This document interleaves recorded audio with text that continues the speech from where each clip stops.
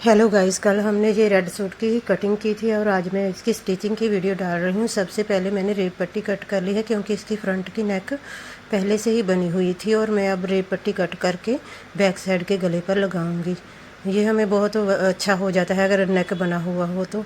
बस फिटिंग में प्रॉब्लम ना आए तो फिर हमारा बहुत इजी हो जाता है, क्योंकि नेक बनाने में भी 10-15 मिनट लग जाते हैं, वो टाइम हमारा बच जाता है। और रेप पट्टी को एक एक पैर के मार्जिन से मैं बैक गले पर अटैच कर दूंगी और फिर इसे आधा अंदर को और आधा बाहर को फोल्ड कर कर ऊपर एक सिलाई लगानी होती है, वो मोटे बखिए से।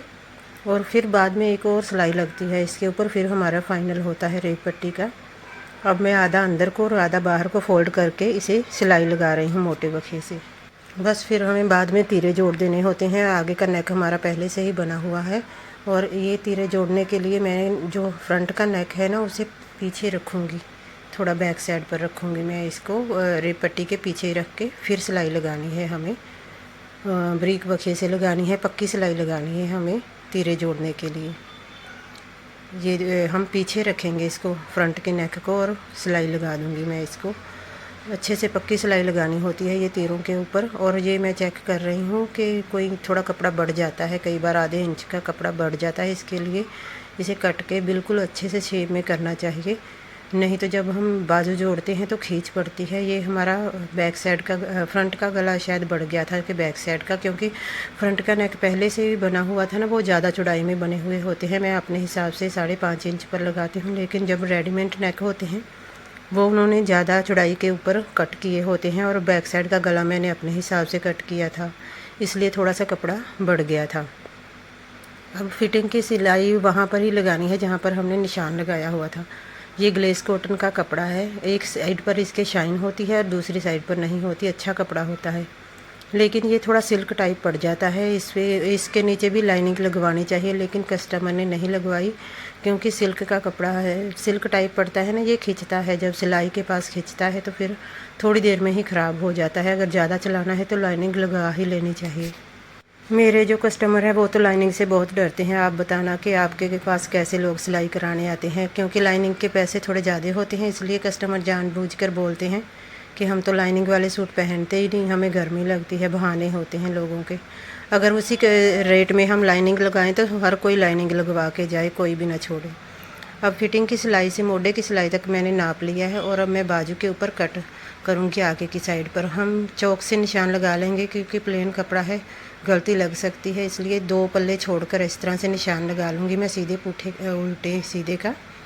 और जितना हमारा मोढा था 8 इंच था शायद, तो वो मैं कट कर लूँगी इसको और आगे से फोल्ड कर लेना है, कच्चा कर लेना है हमें। जो तरपाई वाली है फिर वो ये सिलाई उधेड़ कर तरपाई कर देती है।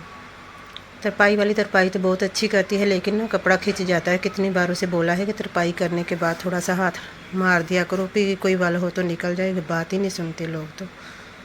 फिर मेरे को आकर वो बोलते हैं प्रेस करने पर भी हमारा कपड़ा अच्छे से नहीं बैठता।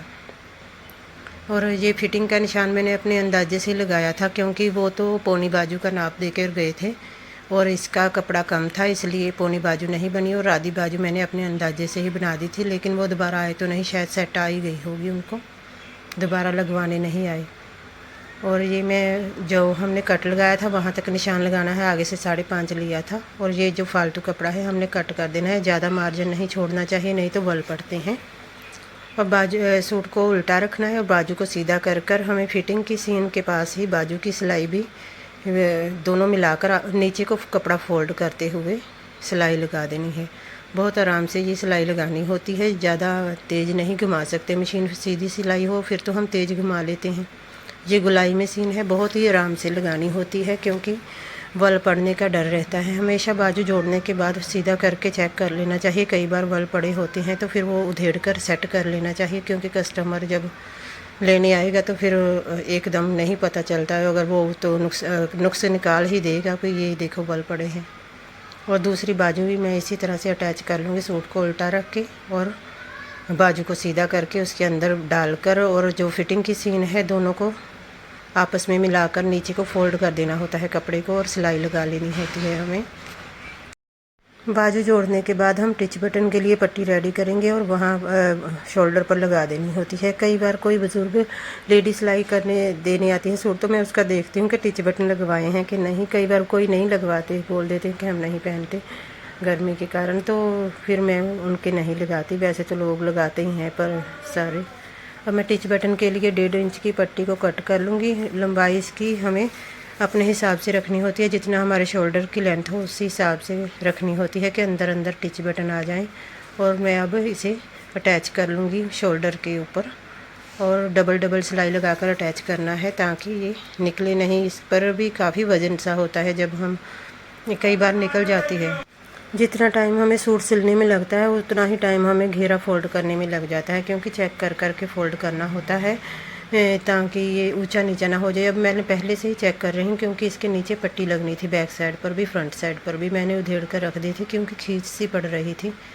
ये सूट उसको किसी ने दिया होगा तभी मेरे से सिलाने आ गए। कई लोगों के दिलों में बहुत वहम होता है कि जो महंगे सूट है वो टेलर सिएगा, तो टेलर भी तो आगे कारीगर रखे होते हैं, उनसे सिलवाते हैं, वो कौन सा आप सिल देते हैं, और टेलर कौन सा फूल लगा देते हैं। लोगों को ये बड़ी होती है कि जो महंगे सूट है वो टेलर से सिलाएंगे, थोड़े सस्ते हैं जो फ्री वाले सूट हैं वो लेडी से सिलवा लेंगे। हम भी तो उतनी ही मेहनत करते हैं। और अब ये मैं पट्टी लगा दी है। फ्रंट साइड पर ऐसे पाइपिंग निकली हुई थी और बैक साइड पर सीधी पट्टी थी, क्योंकि कपड़े की लेंथ ही कम थी, कपड़ा बहुत ज़्यादा कम था। बाजू भी तो आधी ही बनी है। ये उनको किसी ने शादी पर दिया होगा, नई नई शादी हुई है ना उस लड़की की, तो इसीलिए मेरे को सिलने देगी। मेरे को पता है ये बड़ी बड़ी कोठियों वाले की हरकत। ये लोग ना जो महंगे सूट होते हैं वो टेलर से सिलवाने जाते हैं, जो सस्ते होते हैं या फ्री के होते हैं वो हमसे सिलवाने आते हैं। और ये मैंने लंबाई पूरी करने के लिए नीचे पट्टी अटैच कर दी है, क्योंकि इस सूट का कपड़ा बहुत ज़्यादा कम था, बाजू भी आधी ही बनी हुई थी। दोनों साइड की पट्टियाँ अटैच करके एक बार मैं चेक कर रही हूँ कि बराबर हैं दोनों चाक, तो फिर बाद में मैं इसके साइड वाले चाक फ़ोल्ड कर दूँगी और हमारा सूट फाइनल हो जाएगा। और फिर हम तरपाई को दे देंगे। वो उसको जल्दी ही चाहिए था, बोल रहे थे घूमने जाना है कहीं भी, जल्दी सिल देना। इसलिए मैं तो ज़्यादातर बोलती हूँ 1 हफ्ते से पहले नहीं मिलेगा सूट, मना कर देती हूँ। कई लोग फिर आकर बोल देते हैं कल को दे देना, परसों को दे देना। मुश्किल हो जाती है घर का काम करते करते। और आपको पता है मैंने कितने सारे डॉग भी रखे हैं, उनको भी खाना देना होता है टाइम पर। और ये फ्रंट के चाक मैंने फ़ोल्ड कर लिए है, बैक साइड के भी फ़ोल्ड करके घेरा एक बार चेक कर लूँगी मैं। ये थोड़ा ख़राब हो गया था, दोबारा से उधेड़ कर फ़ोल्ड कर रही हूँ, क्योंकि ये घेरा कम हो रहा था। उसको जितना हमारी हिप होती है उतना ही घेरा हमें बनाना होता है। और ये दोबारा मैंने फ़ोल्ड किया था, क्योंकि अंदर को ज़्यादा थोड़ा फ़ोल्ड हो गया था। ये कपड़ा जो आडा होता है उसमें कान भी होती है, ये आडा सूट बना था। इसकी कन्नी नीचे को आई थी, जो नीचे को कन्नी आती है वो सूट आडे होते हैं, इतना अच्छे नहीं होते वो सूट। कपड़ा देख कर लेना चाहिए कि कन्नी हमेशा साइड में ही आए। जो नीचे कन्नी आती है वो खींच पड़ती है कपड़े में।